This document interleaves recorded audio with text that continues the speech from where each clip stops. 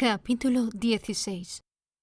Como no se puso ningún inconveniente al compromiso de las jóvenes con su tía y los reparos del señor Collins por no dejar a los señores Bennet ni una sola velada durante su visita fueron firmemente rechazados, a la hora adecuada el coche partió con él y sus 5 primas hacia Meryton.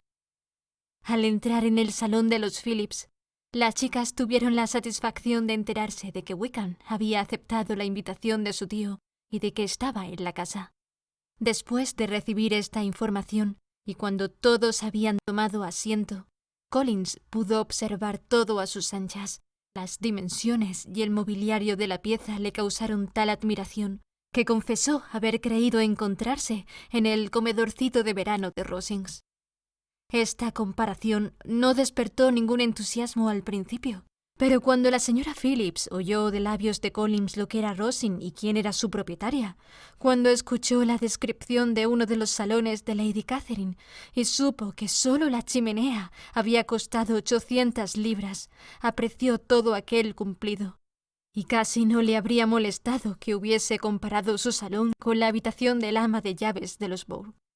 Collins se entretuvo en contarle a la señora Phillips todas las grandezas de Lady Catherine y de su mansión, haciendo mención de vez en cuando de su humilde casa y de las mejoras que estaba efectuando en ella, hasta que llegaron los caballeros.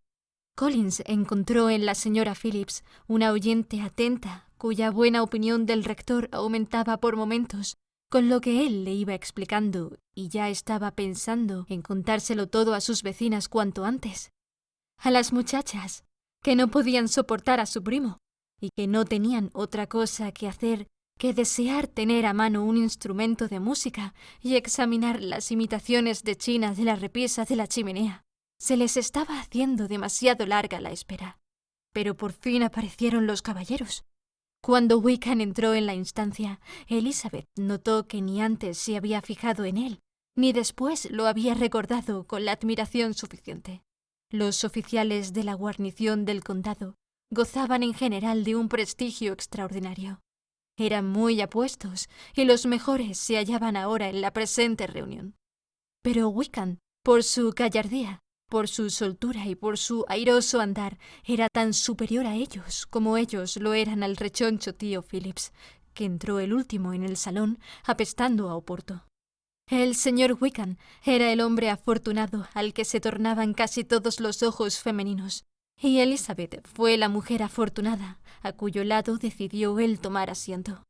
Wickham inició la conversación de un modo tan agradable, a pesar que se limitó a decir que la noche era húmeda y que probablemente llovería mucho durante toda la estación, que Elizabeth se dio cuenta de que los tópicos más comunes, más triviales y más manidos pueden resultar interesantes si se dicen con destreza. Con unos rivales como Wickham y los demás oficiales en acaparar la atención de las damas, Collins parecía hundirse en su insignificancia. Para las muchachas, él no representaba nada. Pero la señora Phillips todavía le escuchaba de vez en cuando y se cuidaba de que no le faltase ni café ni pastas. Cuando se dispusieron las mesas de juego, Collins vio una oportunidad para devolverle sus atenciones y se sentó a jugar con ellas al whist. «Conozco poco este juego ahora», le dijo, «pero me gustaría aprenderlo mejor, debido a mi situación en la vida». La señora Phillips le agradeció su condescendencia, pero no pudo entender aquellas razones. Wickham no jugaba al whist y fue recibido con verdadero entusiasmo en la otra mesa, entre Elizabeth y Lydia. Al principio pareció que había peligro de que Lydia lo absorbiese por completo, porque le gustaba hablar por los codos. Pero como también era muy aficionada a la lotería, no tardó en centrar todo su interés en el juego, y estaba demasiado ocupada en apostar y lanzar exclamaciones cuando tocaban los premios, para que pudiera distraerse en cualquier otra cosa. Como todo el mundo estaba centrado en el juego, Wickham podía dedicar el tiempo a hablar con Elizabeth, y ella estaba deseando escucharle, aunque no tenía ninguna esperanza de que le contase lo que a ella más le apetecía saber, la historia de su relación con Darcy. Ni siquiera se atrevió a mencionar su nombre. Sin embargo, Su curiosidad quedó satisfecha de un modo inesperado. Fue el mismo señor Wickham el que empezó el tema. Preguntó qué distancia había de Meryton a Netherfield, y después de oír la respuesta de Elizabeth y de unos segundos de titubeo, quiso saber también cuánto tiempo hacía que estaba allí el señor Darcy. 1 mes aproximadamente, contestó Elizabeth, y con ansia de que no acabase ahí el tema, añadió: Creo que ese señor posee grandes propiedades en Derbyshire. Sí, repuso Wickham. Su hacienda es importante. Le proporciona 10.000 libras anuales. Nadie mejor que yo podría darle a usted informes auténticos acerca del señor Darcy, pues he estado particularmente relacionado con su familia desde mi infancia. Elizabeth no pudo evitar demostrar su sorpresa. Le extrañará lo que digo, señorita Bennet, después de haber visto, como vio usted probablemente, la frialdad de nuestro encuentro de ayer. ¿Conoce usted mucho al señor Darcy? Más de lo que desearía, contestó Elizabeth afectuosamente. He pasado 4 días en la misma casa que él, y me parece muy antipático. Yo no tengo derecho a decir si es o no antipático, continuó el señor Wickham. No soy el más indicado para ello. Le he conocido durante mucho tiempo y demasiado bien para ser un juez justo. Me sería imposible ser imparcial. Pero creo que la opinión que tiene de él sorprendería a cualquiera, y puede que no la expresara tan categóricamente en ninguna otra parte. Aquí está usted entre los suyos. Le doy mi palabra de que lo que digo aquí lo diría en cualquier otra casa de la vecindad, menos en Netherfield. Darcy ha disgustado a todo el mundo con su orgullo. No encontrará a nadie que hable mejor de él. No puedo fingir que lo siento, dijo Wickham después de una breve pausa. No siento que él ni nadie sean estimados solo por sus méritos, pero con Darcy no suele suceder así. La gente se ciega con su fortuna y con su importancia, o le temen por sus distinguidos y soberbios modales, y le ven solo como a él se le antoja que le vean. Pues yo, a pesar de lo poco que le conozco, le tengo por una mala persona. Wickham se limitó a mover la cabeza. Luego agregó: Me pregunto si pensará quedarse en este condado mucho tiempo. No tengo ni idea, pero no oí nada de que se marchase mientras estuvo en Netherfield. Espero que la presencia de Darcy no alterará sus planes de permanecer en la guarnición del condado. Claro que no. No seré el que me vaya por culpa del señor Darcy, y siempre me entristece verle, pero no tengo más que una razón para esquivarle, y puedo proclamarla delante de todo el mundo. Un doloroso pesar por su maltrato y por ser como es. Su padre, señorita Bennet, el último señor Darcy, fue el mejor de los hombres y mi mejor amigo. No puedo hablar con Darcy sin que se me parta el alma con 1000 tiernos recuerdos. Su conducta conmigo ha sido indecorosa, pero confieso sinceramente que se lo perdonaría todo, menos que haya frustrado las esperanzas de su padre y haya deshonrado su memoria. Elizabeth encontraba que el interés iba en aumento y escuchaba con sus 5 sentidos, pero la índole delicada del asunto le impidió hacer más preguntas. Wickham empezó a hablar de temas más generales: Meryton, la vecindad, la sociedad, y parecía sumamente complacido con lo que ya conocía, hablando especialmente de lo último con gentil pero comprensible galantería. El principal incentivo de mi ingreso en la guarnición del condado, continuó Wickham, fue la esperanza de estar en constante contacto con la sociedad y gente de la buena sociedad. Sabía que era un cuerpo muy respetado y agradable, y mi amigo Denny me tentó. Además, describiéndome su actual residencia y las grandes atenciones y excelentes amistades que ha encontrado en Meryton. Confieso que me hace falta un poco de vida social. Soy un hombre decepcionado y mi estado de ánimo no soportaría la soledad. Necesito ocupación y compañía. No era mi intención incorporarme a la vida militar, pero las circunstancias actuales me hicieron elegirla. La Iglesia debió haber sido mi profesión. Para ella me educaron, y hoy estaría en posesión de un valioso rectorado si no hubiese sido por el caballero de quien estaba hablando hace un momento. ¿De veras? Sí. El último señor Darcy dejó dispuesto que se me presentase para ocupar el mejor beneficio eclesiástico de sus dominios. Era mi padrino, y me quería entrañablemente. Nunca podré hacer justicia a su bondad. Quería dejarme bien situado, y creyó haberlo hecho, pero cuando el puesto quedó vacante, fue concedido a otro. —¡Dios mío! —exclamó Elizabeth. —Pero, ¿cómo pudo ser eso? ¿Cómo pudieron contradecir su testamento? ¿Por qué no recurrió usted a la justicia? Había tanta informalidad en los términos del legado que la ley no me hubiese dado ninguna esperanza. Un hombre de honor no habría puesto en duda la intención de dichos términos, pero Darcy prefirió dudarlo o tomarlo como una recomendación meramente condicional, y afirmó que yo había perdido todos mis derechos por mi extravagancia e imprudencia. Total que, o por uno o por otro, lo cierto es que la rectoría quedó vacante hace 2 años, justo cuando yo ya tenía edad para ocuparla, y se la dieron a otro. Y no es menos cierto que yo no puedo culparme de haber hecho nada para merecer perderla. Tengo un temperamento ardiente. Soy indiscreto y acaso haya manifestado mi opinión sobre Darcy algunas veces, y hasta a él mismo con excesiva franqueza. No recuerdo ninguna otra cosa de la que se me pueda acusar, pero el hecho es que somos muy diferentes y que él me odia. Es vergonzoso. Merece ser desacreditado en público. Un día u otro le llegará la hora, pero no seré yo quien lo desacredite. Mientras no pueda olvidar a su padre, nunca podré desafiarle ni desenmascararlo. Elizabeth le honró por tales sentimientos y le pareció más atractivo que nunca mientras los expresaba. Pero, continuó después de una pausa, ¿cuál puede ser el motivo? ¿Qué puede haberle inducido a obrar con esa crueldad? Una profunda y enérgica antipatía hacia mí, que no puedo atribuir hasta cierto punto más que a los celos. Si el último señor Darcy no me hubiese querido tanto, su hijo me habría soportado mejor.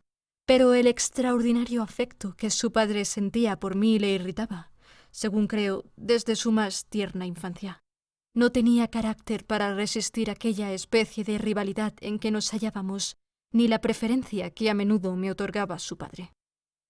Recuerdo que un día en Netherfield se jactaba de lo implacable de sus sentimientos y de tener un carácter que no perdona. Su modo de ser es espantoso. No debo hablar de este tema, repuso Wickham. Me resulta difícil ser justo con él. Elizabeth reflexionó de nuevo y al cabo de unos momentos exclamó: «Tratar de esa manera a su ahijado, al amigo, al favorito de su padre». Podía haber añadido: «a un joven, además como usted, que solo su rostro ofrece sobradas garantías de su bondad», pero se limitó a decir: «a un hombre que fue seguramente el compañero de su niñez y con el que, según creo que usted ha dicho, le unían estrechos lazos». Nacimos en la misma parroquia, dentro de la misma finca. La mayor parte de nuestra juventud la pasamos juntos, viviendo en la misma casa, compartiendo juegos y siendo objeto de los mismos cuidados paternales. Mi padre empezó con la profesión en la que parece que su tío, el señor Phillips, ha alcanzado tanto prestigio, pero lo dejó todo para servir al señor Darcy y consagró todo su tiempo a administrar la propiedad de Pemberley. El señor Darcy lo estimaba mucho, y era su hombre de confianza y su más íntimo amigo. El propio señor Darcy reconocía a menudo que le debía mucho a la activa superintendencia de mi padre, y cuando, poco antes de que muriese, el señor Darcy le prometió espontáneamente encargarse de mí, estoy convencido de que lo hizo por pagarle a mi padre una deuda de gratitud a la vez que por el cariño que me tenía. «¡Qué extraño!», exclamó Elizabeth. «¡Qué abominable! Me asombra que el propio orgullo del señor Darcy no le haya obligado a ser justo con usted, porque, aunque solo fuese por ese motivo, es demasiado orgulloso para no ser honrado. Y falta de honradez es como debo llamar a lo que ha hecho con usted». «Es curioso», contestó Wickham, «porque casi todas sus acciones han sido guiadas por el orgullo, que ha sido a menudo su mejor consejero. Para él está más unido a la virtud que ningún otro sentimiento. Pero ninguno de los dos somos consecuentes, y en su comportamiento hacia mí había impulsos incluso más fuertes que el orgullo. ¿Es posible que un orgullo tan detestable como el suyo le haya inducido alguna vez a hacer algún bien? Sí, le ha llevado frecuentemente a ser liberal y generoso, a dar su dinero a manos llenas, a ser hospitalario, a ayudar a sus colonos y a socorrer a los pobres. El orgullo de familia, su orgullo de hijo, porque está muy orgulloso de lo que era su padre, le ha hecho actuar de ese modo. El deseo de demostrar que no desmerecía de los suyos, que no era menos querido que ellos y que no echaba a perder la influencia de la casa de Pemberley, fue para él un poderoso motivo. Tiene también un orgullo de hermano que, unido a algo de afecto fraternal, le ha convertido en un amabilísimo y solícito custodio de la señorita Darcy. Y oirá decir muchas veces que es considerado como el más atento y mejor de los hermanos.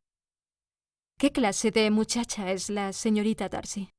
Wickham hizo un gesto con la cabeza. Quisiera poder decir que es encantadora. Me da pena hablar mal de un Darcy, pero ahora se parece demasiado a su hermano. Es muy orgullosa. De niña era muy cariñosa y complaciente, y me tenía un gran afecto. Las horas que he pasado entreteniéndola. Pero ahora me es indiferente. Es una hermosa muchacha de 15 o 16 años, creo que muy bien educada. Desde la muerte de su padre vive en Londres con una institutriz. Después de muchas pausas y muchas tentativas de hablar de otros temas, Elizabeth no pudo evitar volver a lo primero y dijo: «Lo que me asombra es su amistad con el señor Bingley. ¿Cómo puede el señor Bingley, que es el buen humor personificado, y es, estoy convencida, verdaderamente amable, tener algo que ver con un hombre como el señor Darcy? ¿Cómo podrán llevarse bien? ¿Conoce usted al señor Bingley?» «No, no lo conozco». «Es un hombre encantador, amable, de carácter dulce. No debe saber cómo es en realidad el señor Darcy». «Probablemente no, pero el señor Darcy sabe cómo agradar cuando le apetece. No necesita esforzarse. Puede ser una compañía de amena conversación si cree que le merece la pena. Entre la gente de su posición es muy distinto de cómo es con los inferiores. El orgullo no le abandona nunca, pero con los ricos adopta una mentalidad liberal. Es justo, sincero, razonable, honrado y hasta quizás amable, debido en parte a su fortuna y a su buena presencia». Poco después terminó la partida de whist y los jugadores se congregaron alrededor de la otra mesa. Collins se situó entre su prima Elizabeth y la señora Phillips. Esta última le hizo preguntas de rigor sobre el resultado de la partida. No fue gran cosa, había perdido todos los puntos, pero cuando la señora Phillips le empezó a decir cuánto lo sentía, Collins le aseguró con la mayor gravedad que no tenía ninguna importancia y que para él el dinero era lo de menos, rogándole que no se inquietase por ello. «Sé muy bien, señora», le dijo, «que cuando uno se sienta a una mesa de juego ha de someterse al azar. Y afortunadamente no estoy en circunstancias de tener que preocuparme por 5 chelines. Indudablemente habrá muchos que no puedan decir lo mismo, pero gracias a Lady Catherine de Bourgh estoy lejos de tener que dar importancia a tales pequeñeces». A Wickham le llamó la atención, y después de observar a Collins durante unos minutos, le preguntó en voz baja a Elizabeth si su pariente era amigo de la familia de Bourgh. «Lady Catherine de Bourgh le ha dado hace poco una rectoría», contestó. «No sé muy bien quién los presentó, pero no hace mucho que la conoce». «Supongo que sabe que Lady Catherine de Bourgh y Lady Anne Darcy eran hermanas, y que por consiguiente Lady Catherine es tía del actual señor Darcy».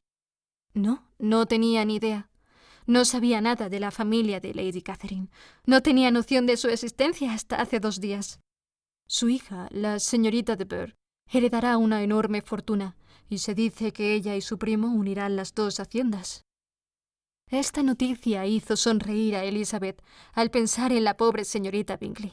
En vano eran, pues, todas sus atenciones, y en vano e inútil todo su afecto por la hermana de Darcy y todos los elogios que de él hacía si ya estaba destinado a otra.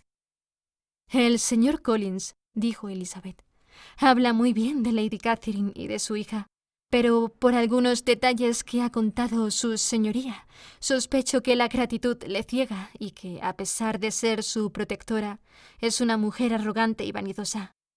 «Creo que es ambas cosas y en alto grado», respondió Wickham. «Hace muchos años que no la veo». pero recuerdo que nunca me gustó y que sus modales eran autoritarios e insolentes. Tiene fama de ser juiciosa e inteligente, pero me da la sensación de que parte de sus cualidades se derivan de su rango y su fortuna, otra parte de su despotismo, y el resto del orgullo de su sobrino, que cree que todo el que esté relacionado con él tiene que poseer una inteligencia superior. Elizabeth reconoció que lo había retratado muy bien, y siguieron charlando juntos hasta que la cena puso fin al juego y permitió a las otras señoras participar de las atenciones de Wickham. No se podía entablar una conversación por el ruido que armaban los comensales del señor Phillips, pero sus modales encantaron a todo el mundo. Todo lo que decía estaba bien dicho y todo lo que hacía estaba bien hecho. Elizabeth se fue prendada de él. De vuelta a casa, no podía pensar más que en el señor Wickham y en todo lo que le había dicho. Pero durante todo el camino no le dieron oportunidad ni de mencionar su nombre, ya que ni Lydia ni el señor Collins se callaron un segundo. Lydia no paraba de hablar de la lotería, de lo que había perdido, de lo que había ganado, y Collins, con elogiar la hospitalidad de los Phillips, asegurar que no le habían importado nada sus pérdidas en Sweets, enumerar todos los platos de la cena y repetir constantemente que temía que por su culpa sus primas fuesen apretadas. Tuvo más que decir de lo que habría podido antes de que el carruaje parase delante de la casa de Lombard.